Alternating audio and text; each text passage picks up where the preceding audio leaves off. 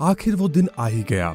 Mars orbiter mission, जिसे हम सभी मॉम के नाम से भी जानते हैं, उस मिशन का आखिरकार अंत हो चुका है। चलिए तो आज आप सभी हमारे साथ जुड़िए इस मंगलयान के शुरू से लेके अंत तक की यात्रा पर। भारत, जिसे कभी सोने की चिड़िया के नाम से जाना जाता था, उस नाम को अंग्रेजों की वजह से दबना पड़ा। उस दौरान भारत जिस गति से बढ़ रहा था, अगर अंग्रेजों की हुकूमत नहीं आई होती तो हम आज बहुत आगे होते।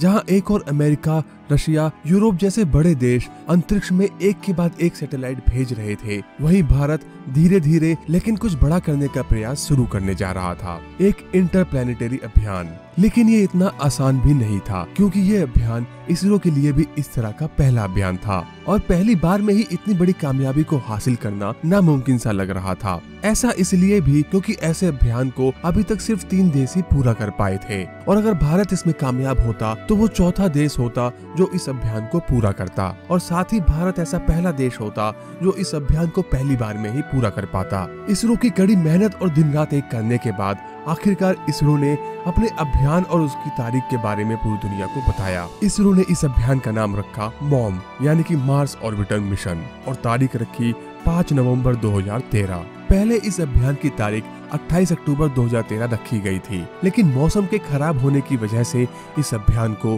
5 नवंबर 2013 को शुरू किया गया। जैसे ही इसके बारे में दुनिया को पता चला, पूरी दुनिया में सनसनी फैल गई। अमेरिका से लेके चाइना सब हैरान हो गए कि भारत ऐसा करने वाला है। इस अभियान की वजह से इसरो पर बहुत दबाव भी बन चुका था। वहीं अगर ये अभियान कामयाब होता तो सबसे बड़ा झटका एक तरीके से नासा को ही लगने वाला था, क्योंकि जहां नासा का कोई भी मिशन 1000 करोड़ से नीचे का नहीं होता है, भारत मंगलयान जैसे अभियान को लगभग 450 करोड़ में पूरा करने वाला था। भारत के लिए तो ये एक कीर्तिमान बनने वाला था, लेकिन कई बड़े देशों के लिए ये अभियान एक धीमी लेकिन बड़ी चिंता बनता जा रहा था। अब दुनिया के सभी देशों की निगाहें 5 नवंबर 2013 पर टिकी हुई थी, क्योंकि इस अभियान के शुरुआती पल ही बहुत कुछ बयां करने वाले थे। 5 नवंबर 2013 को PSLV C-25 रॉकेट की मदद से मंगलयान अभियान ने उड़ान भरी। करीब 1 महीने धरती की कक्षा में चक्कर लगाने के बाद 30 नवंबर 2013 को मंगलयान धरती के गुरुत्वाकर्षण से बाहर निकलकर मंगल ग्रह की ओर रवाना हो जाता है, जहां से मंगल तक पहुंचने के लिए 298 दिन का समय लगने वाला था।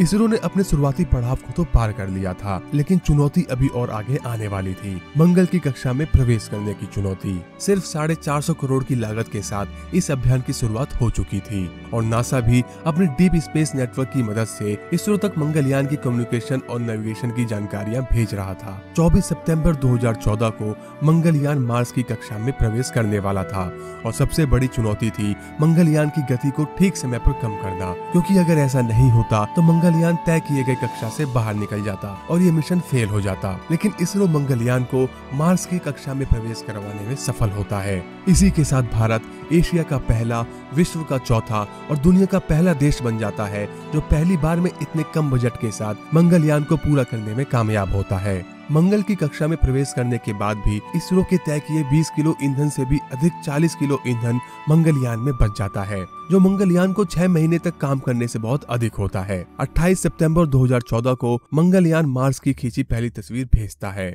24 मार्च 2015 को मंगलयान को 6 महीने पूरे हो जाते हैं, और अभी भी मंगलयान में 37 किलो ईंधन बचा होता है, जिसके बाद इसरो ने इस मिशन को 6 महीने के लिए और बढ़ा दिया। इस तरह से मंगलयान आने वाले कई सालों तक काम करने वाला था। इसी दौरान 1 जुलाई 2020 को मंगलयान मार्स के चांद फोबोस की फोटो खींच के भेजता है, जो मंगलयान से लगभग 4200 किलोमीटर दूर था। 24 सितंबर 2022 को मंगलयान को 8 साल पूरे हो जाते हैं, और इस दौरान ये यान कई फोटोज धरती तक भेजता है, तकरीबन 5 टेराबाइट्स की फोटोज। अब मंगलयान धीरे धीरे अपनी अंतिम कार्रवाई की ओर बढ़ रहा होता है। 2 अक्टूबर 2022 मंगलयान का ईंधन और बैटरी खत्म हो जाती है, और इसका संपर्क इसरो से टूट जाता है। भारतीय मंगलयान ने उन सभी नामुमकिन कार्यों को पूरा करके दिखाया जिनके लिए वो कभी बना ही नहीं था। मंगलयान को 1.5 घंटे तक ग्रहण को झेलने के लिए बनाया गया था, लेकिन हमारे मंगलयान ने मार्स पर लगे 7 घंटे लंबे ग्रहण को भी झेला। यही कारण था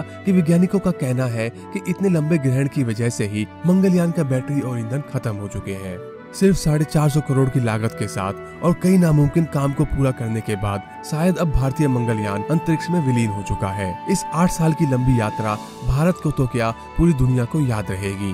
भले ही मंगलयान के साथ अब हम कभी जुड़ नहीं पाएंगे, लेकिन मंगलयान ने अपना नाम इतिहास में साथ ही हम सभी के दिलों में दर्ज कर दिया है।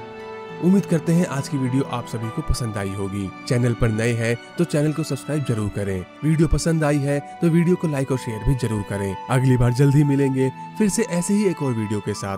तब तक के लिए देखते रहिए।